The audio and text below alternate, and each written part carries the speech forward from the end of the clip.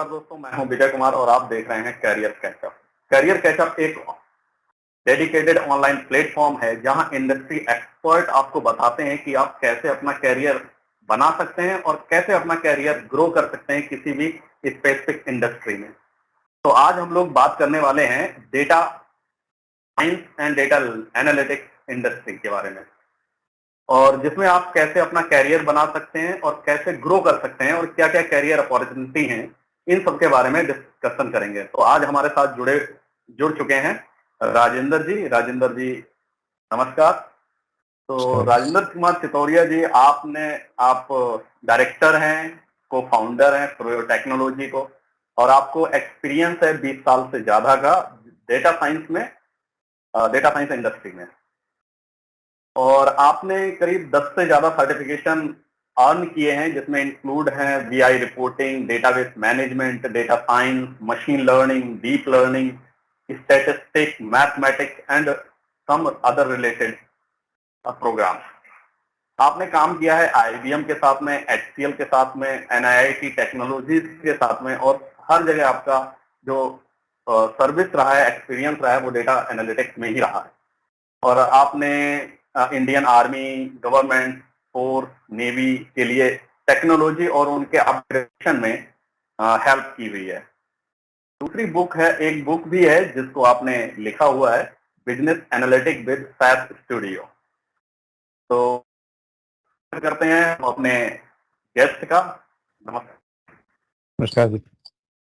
और राजेंद्र जी, आपसे कुछ क्वेश्चन है, तो आपसे राजेंद्र जी कुछ क्वेश्चन हैं जिससे कि हमारे ऑडियंस को क्लियर हो पाएगा। तो डेटा साइंस में अगर अपना कैरियर बनाना चाहते हैं तो क्या क्या कर सकते हैं, तो चीजों के बारे में हम लोग डिस्कशन करेंगे। तो फर्स्ट तो राजेंद्र जी, आप अपने ऑर्गेनाइजेशन के बारे में थोड़ा ब्रीफ कर दीजिए, जिससे ऑडियंस के दिमाग में सारी चीजें क्लियर हो सके। धन्यवाद विजय जी। स्टार्ट करते हैं। तो हमारे पास जो ऑर्गेनाइजेशन है प्रोयो टेक्नोलॉजी, 2017 से हम काम कर रहे हैं डेटा एनालिटिक्स के फील्ड में।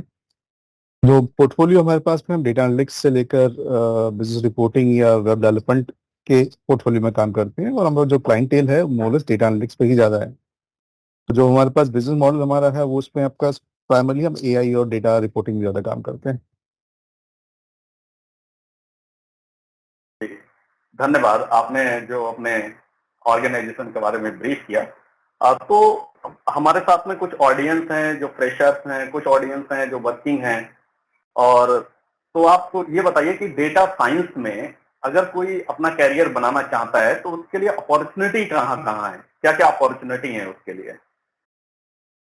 डेटा साइंस एक ऐसा फील्ड है जहाँ पर कोई भी पर्सन, चाहे वो आईटी से नॉन आईटी से, करियर अपॉर्चुनिटीज को अवेल कर सकता है। क्योंकि अभी डेटा साइंस एक नया फील्ड है, इसमें कोई ऐसा प्रीरिक्विजिट नहीं दे रखी कि मुझे प्रोग्रामिंग आनी चाहिए, प्रोग्रामिंग नहीं आनी चाहिए। तो डेटा एनालिटिक्स, डेटा साइंस या बीआई, अलग अलग प्रोफाइल्स है आपके उस ऑर्गेनाइजेशन में जिसमें वो करियर के लिए जा सकता है। एज ए फ्रेशर से लेकर एक्सपीरियंस पर्सन तक डेटा साइंस में मूव करता है। जो हमारा एक्सपीरियंस करता है फ्रीओ के साथ में, हमने काफी सारे कंसल्टेंट्स को ऐड करा जो 0 से 5 ईयर तक या उससे ऊपर तक में भी डेटा साइंस में स्विच कर रहे हैं अलग अलग पोर्टफोलियो के साथ में। तो डेटा साइंस करियर अपॉर्चुनिटीज हमेशा अवेलेबल है। Is not limited to any CSIT background. जिसका भी मैथमेटिक्स बैकग्राउंड है, जो मैथ को समझ सकता है या चार्ट्स को अंडरस्टैंड कर सकता है डेटा नंबर्स के अकॉर्डिंग, उसके लिए बेटर अपॉर्चुनिटी है। अच्छा, तो मतलब जैसा कि आपने बताया कि इसको कोई भी अवेल कर सकता है, क्योंकि बहुत सारे स्टूडेंट को ऐसे लगता है कि अगर वो नॉन आईटी बैकग्राउंड से, लाइक बीटेक उन्होंने नहीं किया है या एमसीए नहीं किया है या फिर नॉन आईटी बैकग्राउंड से हैं, तो क्या वो भी इसमें डेटा साइंस में अपना कैरियर बना सकता है? जैसे नॉन आईटी वाले हैं, किसी भी वजह से उन्होंने बीए या बीएससी किया हुआ है और वो बीटेक नहीं किए हुए हैं, तो क्या वो भी अपना कैरियर इसमें बना सकते हैं? क्या नॉन आईटी के लिए बैकग्राउंड या आईटी बैकग्राउंड होना जरूरी है डेटा साइंस में? डेटा साइंस में अलग अलग वर्टिकल्स हैं। कई वर्टिकल्स है जो इंटेंसिव कोडिंग रिक्वायर्ड होती है, यहाँ पे कुछ वर्टिकल है जहाँ पे कोडिंग रिक्वायर्ड नहीं है। जैसे मैं कहूँ कि रिपोर्टिंग पार्ट है, बीआई रिपोर्टिंग, वहाँ पे कोडिंग नहीं है। कोई भी पर्सन बेसिक एक्सेल नॉलेज या कुछ बीआई टूल्स करके इस फील्ड में आ सकता है। लेकिन जो कोडिंग इंटेंसिव वर्टिकल्स है, जहाँ मशीन लर्निंग, एआई या न्यूरल नेटवर्क की प्रोग्रामिंग आती है, तो वहाँ पे उसको hard code IT background prefer करते हैं। अदरवाइज थोड़ा सा कोडिंग प्रैक्टिस करने में जो नॉन आईटीज होते हैं उनमें थोड़ा चैलेंज होता है।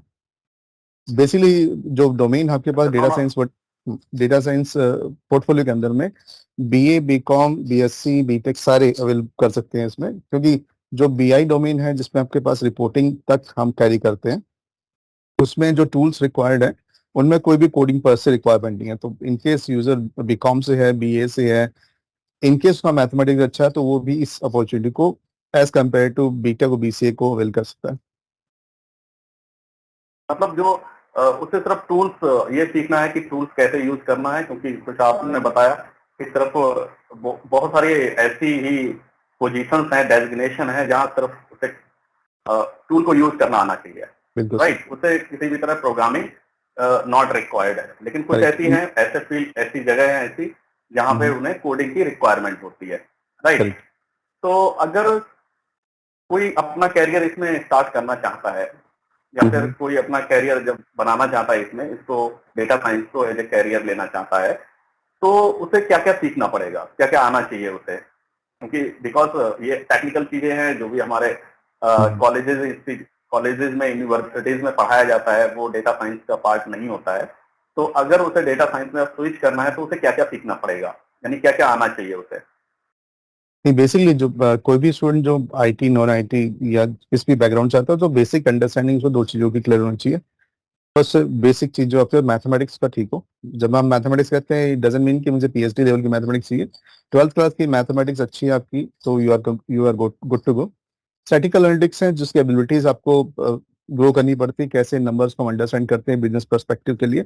वो थोड़ी सी आपकी आंकमेन अच्छा है, आपकी अंडरस्टैंडिंग अच्छी आती है तो ठीक है, लेकिन उनको लर्न किया जा सकता है। ऐसा नहीं है कि इन स्टैटिकल फंडामेंटल्स को आपको अपनी एजुकेशन बैकग्राउंड से ही आना चाहिए, इसको सीख सकते हैं। ऐसा नहीं है कि मुझे स्टैटिकल बैकग्राउंड होगा मेरा, जैसे मैं बीकॉम कह रहा हूँ या बीबीए कह रहा हूँ, तो ये स्टैटिकल बैकग्राउंड के फील्ड्स होती हैं जहाँ स्टैट्स पढ़ाया जाता है। लेकिन नॉन स्टैटिकल जो बैकग्राउंड्स के स्टूडेंट्स है, जैसे बीटेक है या जो बीसीए के स्टूडेंट्स होते हैं, उनको उनके इसमें आता नहीं है टर्मिनोलॉजी में, स्टैट्स या मैथमेटिक्स, तो उनको भी स्टैटिकल पर्सपेक्टिव में तो वो लर्न कर सकते हैं। तो पहली चीज, सबसे पहले टूल स्पेसिफिकेशन नहीं चाहिए, पहले मुझे पर्सन को एक बिजनेस माइंड के साथ में नंबर्स को समझना आना चाहिए। तो उसके लिए कोई एजुकेशन क्वालिफिकेशन नहीं चाहिए। सेकंड, इनके उसको मैथ इंटरेस्टेड लगता है, उसके लिए फील्ड अच्छी है। दूसरा, उसको एक एक्सेल, एमएस एक्सेल जो बेसिक टूल है उसकी अंडरस्टैंडिंग हो स्टार्ट करने के लिए करियर के। उसके बाद में जैसे ग्रो करता है, अपने टूल्स की रिक्वायरमेंट्स आती रहती है, उस हिसाब से वो बर्टअप कर सकता है अपने आप को। अगर जैसे मान लो किसी ने बेसिक एक्सेल किया हुआ है तो वो भी आ सकता है, क्योंकि आप मोस्टली बेसिक जो कैंडिडेट्स हैं वो बेसिक एक्सेल वगैरह, तो बेसिक जब कंप्यूटर एजुकेशन लेते हैं तो उसमें एक्सेल और सिखाया ही जाता है। तो क्या उतना एक्सेल है या फिर एडवांस लेवल का एक्सेल होते हैं अच्छा क्वेश्चन था ये। इसमें क्या है कि सबकी स्टार्ट करने परसेप्शन के ये लिए? सबकी परसेप्शन ये है कि मुझे दो दो चार करना आता है एक्सेल में, तो डेटा साइंस में मैं आ सकता हूँ। ऐसा नहीं है। डेटा साइंस कहता है कि मुझे डेटा जो एक्सेल है काफी एक्सटेंसिव आना चाहिए। एक्सेल में जो की यूटिलिटी जो यूजर को आनी चाहिए वो क्या है कि उसको डेटा का समराइजेशन, विजुअलाइजेशन और उसको एनालिटिक्स एबिलिटीज आपको आनी चाहिए। तो थोड़ा एक लेवल ऊपर का एक्सेल हम एक्सपेक्ट करते हैं। इंडस्ट्री में कोई पर्सन आता है डेटा साइंस से, तो उस एक्सेल की एक एक्सटेंसिव नॉलेज होनी चाहिए ताकि वो एटलीस्ट नंबर्स को कन्वर्ट कर सके बिजनेस डिसीजंस के लिए। तो उसके लिए ठीक एटलीस्ट है, को तो क्या ये ऐसा डेप्थ नॉलेज होनी चाहिए। जी, ठीक है। तो क्या ऐसा हो सकता है कि कोई एज ए फ्रेशर इसमें इंडस्ट्री में जॉब पा सकता है, या इंडस्ट्री में एज ए फ्रेशर स्टार्ट कर सकता है अपना कैरियर? क्या डेटा साइंस या फिर डेटा एनालिटिक्स में क्या कोई फ्रेशर अपनी एज ए फ्रेशर स्टार्ट कर सकता है अपने कैरियर को? देखिए, डेटा साइंस में काफी सारे प्रोफाइल्स होते हैं, अलग अलग प्रोफाइल्स है। जैसे बाकी फील्ड्स में स्टार्टिंग प्रोफाइल होता है, देन सब्सिक्वेंटली वो ग्रो करता है। ऐसे डेटा साइंस में भी स्टार्टर प्रोफाइल्स हैं जहाँ पे यूजर स्टार्ट कर सकता है, और उसकी स्टार्टिंग में उसकी परसेप्शन ये होनी चाहिए कि मुझे करियर स्टार्ट करना है अपना। एक एक्सपेक्टेशन उसकी सेट हो कि मुझे डेटा एनालिटिक्स या एमआईएस, जो आपका दोनों ही प्रोफाइल्स में आपके पास बिजनेस रिपोर्टिंग का पोर्टफोलियो रहता है, वहां से यूजर स्टार्ट कर सकता है। देन ग्रेजुअली वो अपने बीआई टूल्स पे आगे ग्रो करता है।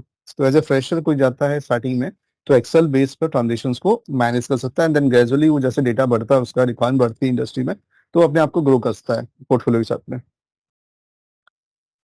ये बात आपने सही की है, कोई एज ए फ्रेशर भी लोग स्टार्ट कर सकते हैं अपने कैरियर को। तो लेकिन बात ये आती है कि सैलरी पैकेज क्या रहेगा अगर कोई स्टार्ट करता है, और मतलब जैसे एज ए फ्रेशर स्टार्ट करता है, फिर 2 साल, 3 साल, 4, 5 साल का एक्सपीरियंस ले लेता है, बिकॉज अगर कोई स्टार्ट करना चाहता है अपना कैरियर किसी भी इंडस्ट्री में, तो वो ये चाहता है कि एक हमारा जो कैरियर है वो कंटिन्यूटी, उसमें ग्रोथ होनी चाहिए, कंटिन्यूअस ग्रोथ होनी चाहिए। ये ऐसा नहीं है कि अभी उसने जॉब ले ली है, फिर उसके बाद में 1 2 3 साल काम करता है, तो उसके बाद फिर अच्छी सैलरी पैकेज नहीं मिलता है, फिर 3 4 साल काम करने के बाद अगर वो अपने आप को स्विच करना चाहें दूसरी इंडस्ट्री में, तो काफी टफ होता है। तो आप एक बार हमारे ऑडियंस को ये बता दीजिए कि अगर एज ए फ्रेशर स्टार्ट करता है और अगर वो 4 5 साल कंटिन्यू करता है इसमें जॉब में, कैरियर में, तो कितना सैलरी पैकेज कहाँ से स्टार्ट होता है और कहाँ तक जा सकता है, क्या पॉसिबिलिटीज है इसकी? ये बिल्कुल जेन्युइन क्वेश्चन कैंडिडेट्स का। इसमें क्या है, जब कैंडिडेट स्टार्ट करता है करियर तो सैलरी डिपेंड करती है टू फैक्टर्स पे। पहला फैक्टर होता है कि वो एज ए फ्रेशर जाता है तो उसको कोई एक्सपीरियंस नहीं है, और उसने टूल कौन से सीखे हैं। तो एक्सपीरियंस और टूल दो फैक्टर्स है डेटा साइंस डोमेन में जो सैलरी डिसाइड करते हैं। कोई फ्रेशर है, उसने सिर्फ एक्सेल कर रखा है, तो वो स्टार्ट कर सकता है 15 से 20 हज़ार महीने के हिसाब से, उसको एमआईएस रिपोर्टिंग का काम आता है। लेकिन ग्रेजुअली वो टूल्स को अपग्रेड करता है अपने। लेट्स से मैंने कहा कि एक्सेल साथ उसको डेटाबेस मैनेजमेंट आ गया या पावर बीआई आ गया या पाइथन की नॉलेज होगी, तो एक्सपेक्टेड पैकेज उसका कंपैरेटिवली हाई हो जाता है स्टार्ट करने के लिए। मतलब 25 से 30 के बीच में उसको स्टार्टिंग मिल जाती है एज ए फ्रेशर। लेकिन उसके पास ऑलरेडी एक्सपीरियंस है तो उसको better opportunities and gradually life term में मिल जाती है। जैसे मैं कहूँ कि उसने स्टार्ट करा 3 के पैकेज पे, देन सब्सिक्वेंटली वो एक्सपेक्ट कर सकता है कि 2 साल में उसके पास 5 7 का या 8 के आसपास का पैकेज आ जाए, इनकेस वो टूल की एक्सपर्टीज उसको आ जाती है। ग्रेजुअली इस फील्ड में क्या है कि आपके पास ये फील्ड इतनी जल्दी रिवॉल्व कर रही है और बेटर करियर अपॉर्चुनिटीज कैरी कर रही है, क्योंकि इसमें क्या है कि सेचुरेशन अभी आया नहीं। काफी सारी फील्ड जिसमें जैसे सेचुरेशन आ चुका है, लेकिन डेटा साइंस में सेचुरेशन अभी नहीं है, वो डिमांडिंग है। कोई भी फील्ड, चाहे वो हेल्थ केयर है, चाहे आईटी है, चाहे वो नॉन आईटी है, चाहे टूरिज्म है, कहीं पे भी है, डेटा एनालिटिक्स एक ऐसा प्रोफाइल है जो आपको हर एक डोमेन में मिलेगा। तो ये जो पोर्टफोलियो है आपका इस समय इवॉल्व कर रहा है, तो अपॉर्चुनिटीज काफी हैं। इनिशियल डेज पे जो पर्सन स्टार्ट करता है वहां पे सैलरी का package as compare to others lavish नहीं है, लेकिन ग्रेजुअली जब वो ग्रो करता है तो अच्छा पैकेज उसको अपने फ्यूचर के लिए ठीक मिलता है। ठीक है, काफी ऑडियंस को हमारे जानकारी दी है, तो थोड़े से अगर आप कुछ टिप्स देना चाहें कैरियर से रिलेटेड, डेटा साइंस या डेटा एनालिटिक्स। हाँ, ये भी क्वेश्चन रहता है कि डेटा साइंस और डेटा एनालिटिक्स क्या है। बहुत सारे कैंडिडेट्स इस तरह के क्वेश्चन पूछते हैं क्योंकि उन्हें कंफ्यूजन रहता है। डेटा साइंस, डेटा एनालिटिक्स एक ही है। जनरली क्या है कि जब भी कैंडिडेट बाहर, कोई ऑडियंस बाहर जा रहा है, तो कहीं उसे दिया गया डेटा साइंस और कहीं लिखा हुआ है डेटा एनालिटिक्स, तो इसमें काफी कंफ्यूजन हो जाता है। तो एक बार आप इसको क्लियर कर देंगे कि डेटा साइंस क्या है और डेटा एनालिटिक्स क्या है, दोनों में डिफरेंस क्या है? अब बिल्कुल इसमें क्या है कि इस समय काफी सारे बज़वर्ड डेटा साइंस के हिसाब से चल रहे हैं।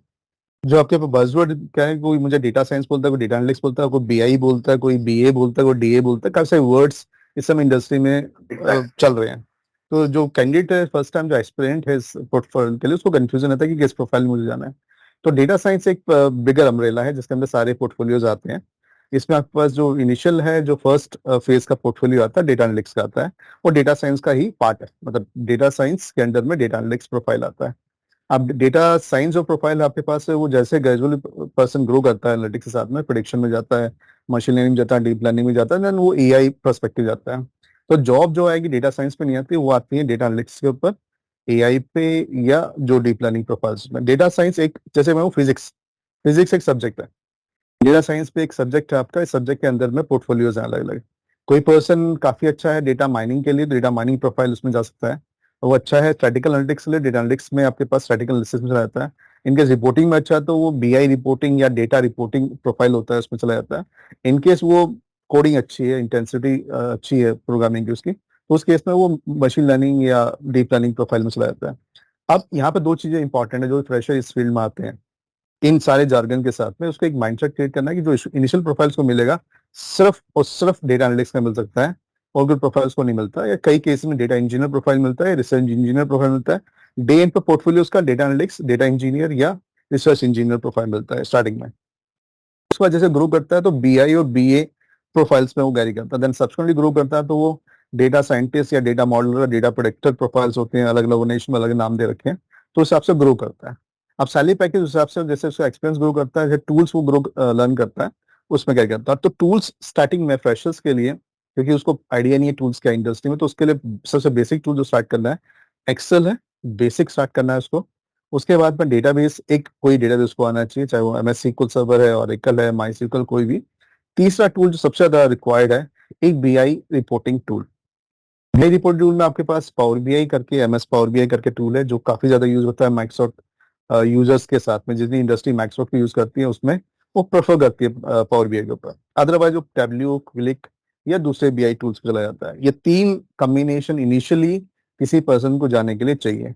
In case person CS background से है, IT बैकग्राउंड से है, तो वो पाइथन को एज एन ऑप्शन ऑप्ट कर सकता है डेटा की जो जॉब्स को लेवरेज करने के लिए, क्योंकि पाइथन एक एडवांटेज फॉर्मेट में लेता है कि पाइथन की जो एडवांटेज है बिग डेटा पॉइंट्स पे काफी जल्दी प्रोसेस करता है। तो इनकेस आपके पास बैकग्राउंड IT का है, CS का, प्रोग्रामिंग आपको अच्छी लगती है, तो आप पाइथन को एज एन एडवांटेज लेते हैं। और आपका रिसर्च पोर्टफोलियो है तो R as an option carry करते हैं। तो मतलब कि आपको 4 ऑप्शन आ गए स्टार्टिंग में। एज ए फ्रेशर एक्सेल करना है मिनिमम, एड ऑन कर सकते हैं पावर BI या डेटाबेस को पैरेलली, या दोनों एक साथ भी कर सकते हैं। 3 प्रोग्राम हो जाएंगे, excel, power BI and SQL। 3 एक कॉम्बो स्टार्ट करने के लिए को मिनिमम 3 से स्टार्ट करें ताकि आपको बेटर सैलरी का अपॉर्चुनिटी मिले। अदरवाइज सिर्फ एक्सेल के लिए जाते हैं तो सैलरी थोड़ी सी कॉम्प्रोमाइज हो जाती है। कॉम्बिनेशन जाते हैं तो आपके पास मल्टीपल ऑप्शंस इंडस्ट्री मिलते हैं कि मुझे रिपोर्टिंग का ऑप्शन मिल गया तो भी ठीक है, डेटा मैनेजमेंट का ऑप्शन मिला तो भी ठीक है, मुझे MIS का ऑप्शन मिला तो भी ठीक है। मतलब 3 ऑप्शन मेरे लिए ओपन हो जाते हैं इनकेस मैं 3 टूल लेके जाता हूँ। तो इनिशियली जो भी पर्सन डेटा साइंस में करियर के लिए जा रहा है उसको 3 मिनिमम पोर्टफोलियो है, इनकेस वो नॉन प्रोग्रामिंग के लिए जाता है। प्रोग्रामिंग के लिए जाता है तो मैंडेटरी है उसके लिए एक प्रोग्रामिंग लैंग्वेज के साथ में हो, पाइथन के साथ में डेटा एनालिटिक्स या मशीन लर्निंग, या उसको ज्यादा अच्छा आता है तो डीप लर्निंग तक जा सकता है वो कंटिन्यूसली। तो CS बैकग्राउंड वालों के लिए मैंडेटरी है Python, machine learning, then deep learning.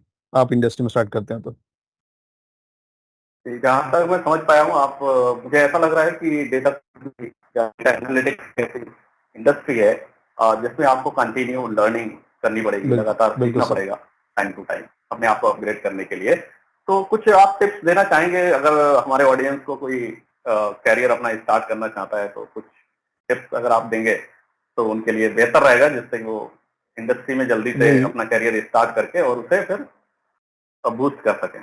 बिल्कुल सही। इसमें आपके उसके बेसिक टिप्स जो स्टूडेंट्स, जो कैंडिडेट्स हैं, जो इसको as a career option opt करना चाह रहे हैं, उनके लिए बेसिक अंडरस्टैंडिंग क्या है कि they need to open with learning. जो लर्निंग है आपका कर्व ऐसा नहीं कि मुझे हिस्ट्री पढ़ ली, हिस्ट्री चेंज नहीं हो रही है, मुझे टेक्नोलॉजी में है, कोई भी टेक्नोलॉजी, डेटा साइंस भी काफी रोबस्ट टेक्नोलॉजी हो, काफी इवॉल्व करती जा रही है ईयर ऑन ईयर।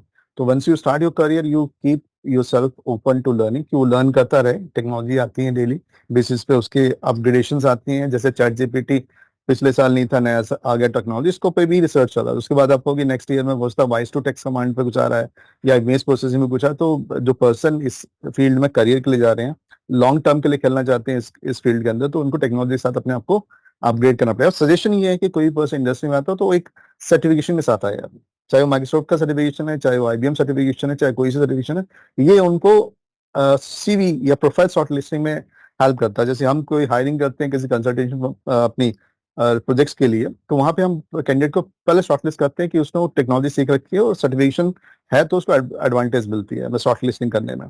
तो इनकेस वो पर्सन इंडस्ट्री में आता है, इनकी उसके साथ में नॉलेज उसके पास में है और सर्टिफिकेशन उसके पास में, तो बेटर अपॉर्चुनिटी उसको मिलेगी as term to salary negotiations. धन्यवाद राजेंद्र जी, आपने अपना इतना कीमती समय दिया हमारे ऑडियंस के लिए। धन्यवाद। और तो जैसा कि आप लोगों ने देखा, अब सारी चीजें हो गई हैं कि डेटा साइंस में जहां तक मुझे लग रहा है कि आप सभी लोगों के सारे क्वेश्चन हो गए होंगे कंप्लीट। अगर इसके बाद भी लगता है आप लोगों के कोई क्वेश्चन है तो आप कमेंट कर सकते हैं अपने क्वेश्चन, या फिर किसी स्पेसिफिक टेक्नोलॉजी में अगर आप चाहते हैं कि किसी स्पेसिफिक टेक्नोलॉजी में आपके लिए जानकारी लेकर के आया हूं तो आप उसका भी कमेंट कर सकते हैं। धन्यवाद और देखते रहिए कैरियर कैचअप। धन्यवाद और देखते रहिए कैरियर कैचअप। सब्सक्राइब करना ना भूलिए, अपने दोस्तों के साथ में शेयर कीजिए, क्योंकि इससे क्या होगा, बहुत सारे, अगर आप स्टार्ट नहीं करना चाहता है कैरियर डेटा एनालिटिक्स में, तो आपके बहुत सारे फ्रेंड होंगे जो ऐसा अपना कैरियर स्टार्ट करना चाहते हैं, या किसी ने आपसे पूछा होगा, तो आप इस वीडियो को शेयर कर सकते हैं।